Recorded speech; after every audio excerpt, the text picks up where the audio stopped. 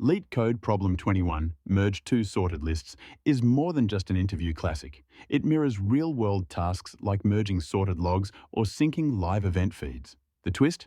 You've got to combine them while keeping memory tight and performance sharp. Optimization here isn't a bonus, it's the whole game. All right, ducklings, let's wade into the brute force approach. It's not elegant, but it'll help us understand the merge basics. Pull everything apart, reassemble it cleanly. Let's see what that looks like in code. We'll start by setting up a list to collect all node values from both inputs. This gives us a flat structure to work with after we gather everything.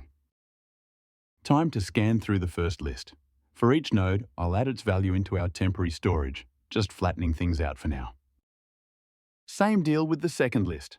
I'll pull each value and drop it into the same list. At this point, we're just collecting raw values from both inputs. Now that we've got all the values, we sort them. Even though both inputs were sorted, merging them into one array scrambled that order, so we fix it here. To rebuild the list, we drop in a dummy node. This is a common trick to simplify list operations without worrying about special cases at the head. We loop over the sorted values and build a new node for each one, linking them together to form a fresh, clean, sorted list. Once that's done, we return the node after the dummy. That's our actual merged list, ready to use. But this brute force method does around n plus m log of n plus m operations and burns O of n plus m space. It's not scalable, especially with massive inputs or limited memory. And if lists are huge, sorting risks overflow or out-of-memory errors. So how do we skip the sort and still get a clean merge? Instead of extracting values, we can weave the lists together directly. That's where recursion fits in.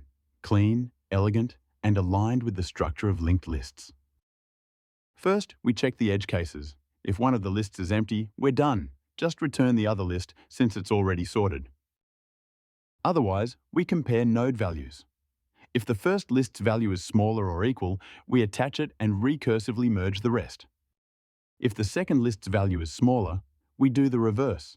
Attach that node, then merge what's left with list 1. This gives us a time complexity of O of n plus m, one passed through both lists. But space is still O of n plus m because of the recursive stack. For very long lists, that means potential stack overflows, especially without tail call optimization. To dodge that risk, let's flip to an iterative method. Same goal, but this time we build the merged list step by step using pointers. No recursion needed. We start with another dummy node. Again, this helps us avoid special handling at the list head as we merge. Next, we set a pointer to the dummy. This pointer will follow the last node in our merged list as we stitch things together. While both lists still have nodes, we compare their values and attach the smaller one to our result, moving the appropriate pointer forward each time.